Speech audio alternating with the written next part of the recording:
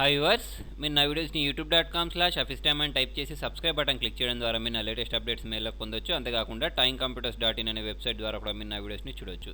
Viewers, మీకు ఒక 4-5 email అడ్రస్లు ఉన్నాయనుకోండి. ఓకే, ఆ 4-5 ఈమెయిల్కి సంబంధించినవన్నీ ఒకటే మెయిల్కి రావాలనుకోండి. ఓకే, దానికోసం మీరు ఏం చేయొచ్చు అంటే చూడండి, మీరు మీ ఇన్బాక్స్ ఓపెన్ చేసుకున్న తర్వాత ఇక్కడ మీకు సెట్టింగ్స్ ఉంటాయి. ఓకే, ఈ సెట్టింగ్స్లోకి వెళ్ళండి.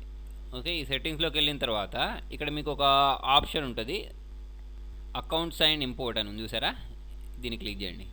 దీన్ని క్లిక్ చేసుకున్న తర్వాత మీకు ఇక్కడ యాడ్ అనదర్ ఈమెయిల్ అడ్రస్ అని ఉంది చూసారా, ఈ దీన్ని క్లిక్ చేయండి. దీన్ని క్లిక్ చేసుకున్న తర్వాత మీకు ఒక పాపప్ వస్తుంది.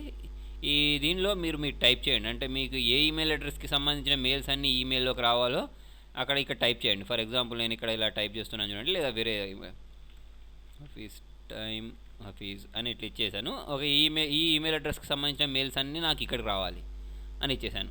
ఇచ్చేసి ఇక్కడ నెక్స్ట్ స్టెప్ ఉంది చూసారా, దీన్ని క్లిక్ చేయండి.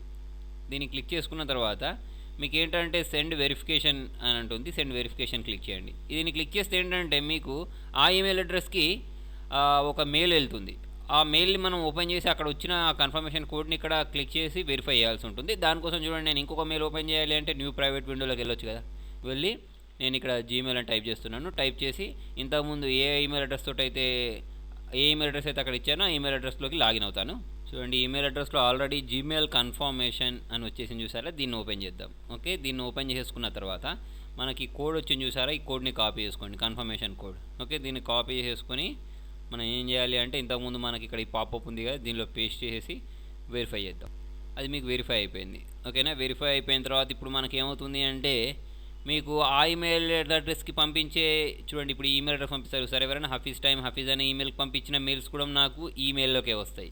ఓకేనా, అంటే దానిలోకి వస్తాయి, దీనిలో కూడా వస్తాయి, రెండిట్లలో. ఓకేనా, అట్లా మీరు ఇంకా కావాలనుకోండి మళ్ళీ ఇంకా సెట్టింగ్స్లోకి వెళ్ళేసి మళ్ళీ సేమ్ మనం ఇంతకుముందు ఏ ప్రొసీజర్ అయితే ఫాలో అయ్యామో అట్లా వేరే వాటికి సంబంధించిన ఈమెయిల్ అడ్రస్ కూడా దీనిలోకి యాడ్ చేసుకోవచ్చు. వేరే వాటికి అంటే మీకు ఫర్ ఎగ్జాంపుల్ యాహూ ఉందనుకోండి, యాహూ ఎక్కువ యూజ్ చేయట్లేదు అనుకోండి, దానికి సంబంధించిన మెయిల్స్ కూడా దీనిలోకి రావాలంటే యాడ్ చేసుకోవచ్చు. రిడీఫ్కి సంబంధించిన మెయిల్స్ కూడా మనకి జీమెయిల్కి రావాలంటే ఇక్కడ రీడైరెక్ట్ చేయొచ్చు అన్నట్టు. ఇక్కడ క్లిక్ చేసుకొని యాడ్ అనదర్ అని క్లిక్ చేసి ఇక్కడ ఆ నేమ్లో ఆ ఈమెయిల్ అడ్రస్లో ఏం నేమ్ అయితే ఉందో ఆ నేమ్ ఇచ్చేసి ఇక్కడ ఆ ఈమెయిల్ అడ్రస్ మొత్తం ఇచ్చేసి నెక్స్ట్ స్టెప్ అంటే సేమ్ దానికి వెరిఫికేషన్ కోడ్ వెళ్తుంది.